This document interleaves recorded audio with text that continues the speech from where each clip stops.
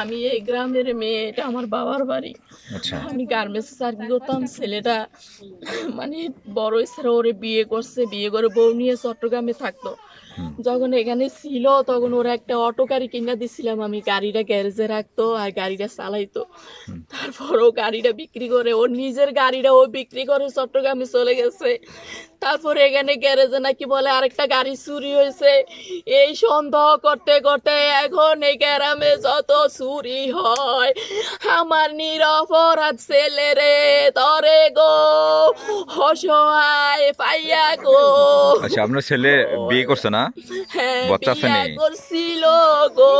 শুক্রবারে ফোন কইরা কইছে গো, হো আম্মু তুমি বালায় আসনি গো। হো আল্লাহ, আম্মু কইলে মধুর মতো লাগছে গো। ও আল্লাহ, এতে সুখ আর কিছু লাগছে না গো। কয় সন্তান আপনার? ও আল্লাহ গো, কয় সন্তান? আমার দুই ছেলে এক মাইয়া গো। আর কারে কয়াম গো। আচ্ছা শুনেন, আপনার ছেলে বিয়ে করছে কতদিন হয়েছে? বিয়ে করছে আজকে 3 বছর গো। বাচ্চা কজন? বাচ্চা আছে নেই? না, বাচ্চা কাচ্চা নাই। আচ্ছা, তো আপনার ছেলে কি স্বামী কোথায় থাকে?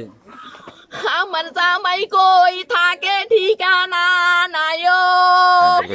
আমি অসহার মতো ফালছিও।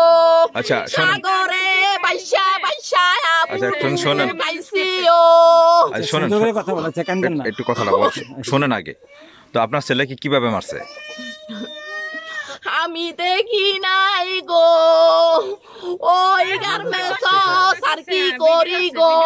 বাইতে গায়ে আইতে যাইতে কষ্ট হয় দেখা বাসা লইছি গো।